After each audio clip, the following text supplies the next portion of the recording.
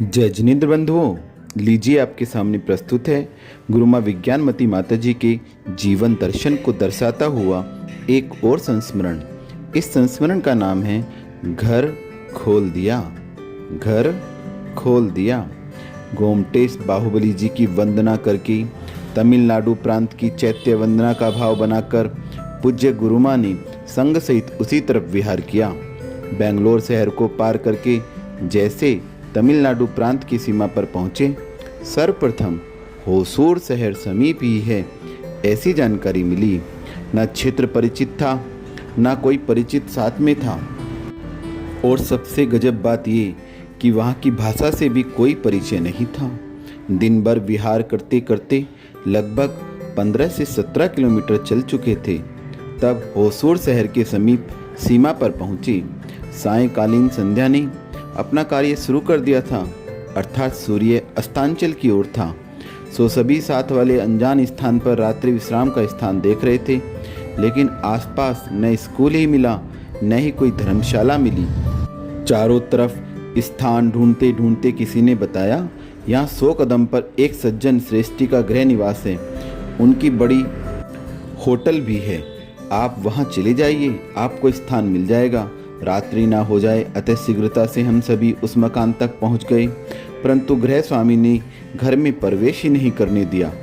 बिना पूछे अंदर कैसे जाएं, और जाते हैं तो व्रतों में दूषण आता है।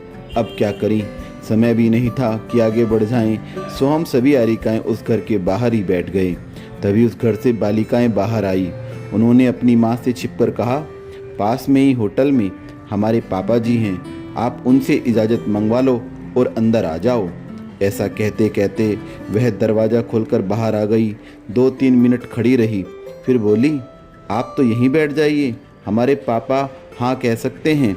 हम सभी को देखकर आसपास के सभी लोग इकट्ठे हो गए। पहले आपस में चर्चा करते रहे, फिर बोले, आप इनको अपने घर पर रुकने के लिए जगह दे दो।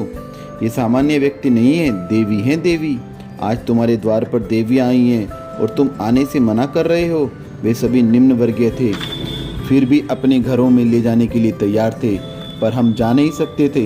इधर जब तक ये सारी बातें हो रही थी, तब तक पूज्य आरिका श्री एक साफ स्वच्छ स्थान देखकर प्रतिक्रमण करने बैठ गई। वे बालिकाएं एकाग्रता से पूज्य गुरु माँ को देख रही थी। लगभग 20 मिनट तक उनको प्रतिक्रमण करते हुए देखती रहीं। देखते देखते उनके परिणामों में न जाने क्या परिवर्तन हुआ। उन्होंने हाथ जोड़कर डरते हुए माँ से कहा, आप हमारे आंगन में तो बैठ जाइए।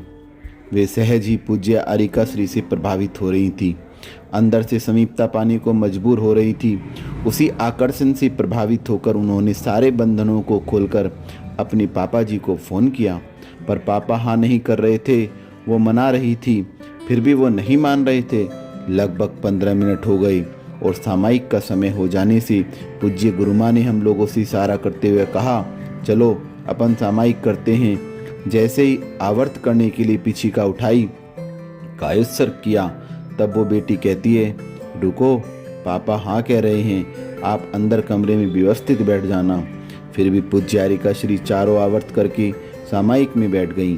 बैठते ही नमोकार मंत्र का जाप शुरू किया ही था कि वह मालिक खुद आ गया और बोला, आप आइए, हम सौभाग्यशाली हैं, आपको तो जहाँ रुकना है वहाँ रुक जाइए। यह सुनते ही सर्वाधिक खुश वो बालिकाएं थीं। उनके तो आनंद का अपार नहीं था। संघ के सभी सदस्य व साथी भी प्रसन्न थे, लेकिन पूज्य आरिका श्री पहले भी सामान्य थी और अब भी सहज थी, चिंतित नहीं थी और सामान्य भी हर्षित नहीं थी। परंतु उनके द्वारा पढ़ा गया नमोकार मंत्र का इतना प्रभाव देखकर सभी आश्चर्यचकित थे। सच में देखा जाए तो यह सब पूज्य आरिका श्री की समता का प्रभाव था। मंत्र के प्रति श्रद्धा व अपने व्रतों में दृढ़ता का प्रभाव था, क्योंकि यदि सूर्यास्त के बाद भी चले जाते तो स्कूल मिल जाता। पर पूज्य आरिका श्री अपने नियम में दृढ़ रहीं, उसी का प्रतिफल था। कुछ भी कहो, कुछ भी मानो, पर यह सब पूज्य गुरु माँ का चमत्कार है। प्रातःकाल जब सभी ने कहा, पूज्य माता जी आपके कारण से यह सब संभव हुआ, तब गुरु माँ बोली, मेरा कुछ प्रभाव नहीं है, यह सब नमोकार मंत्र का प्रभाव है। अपन सभी चैत्य वंदना करने आए हैं और बाहुबली भगवान के दर्शन करने आए हैं, सो यह सब उन्हीं का अतिशय है। तुम मेरे लिए कुछ मत कहो, यह सब गुरुओं के आशीर्वाद से, प्रभु की कृपा से हुआ है। सारे घटना चक्र को मैंने अपनी आंखों से देखा था।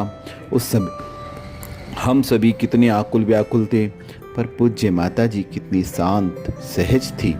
प्रातः जब उनके मुख से सुना कि ये सब भगवत कृपा है, गुरु प्रसाद है, तब ऐसा लगा कि महान व्यक्ति महान इसी लाघवता से बनते हैं, अपने आराध्य के प्रति समर्पण से बनते हैं।